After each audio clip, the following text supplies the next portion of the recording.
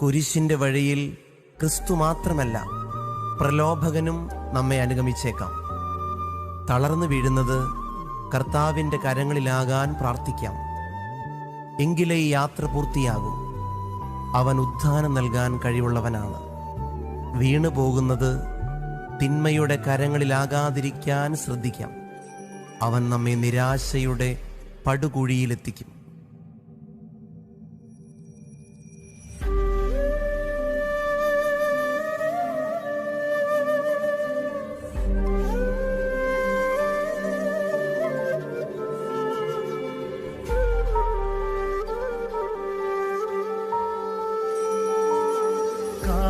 കാൽവരിയാത്രയിൽ താതനിൽ മാത്രം കണ്ണുകൾ പതിപ്പിച്ചവൻ,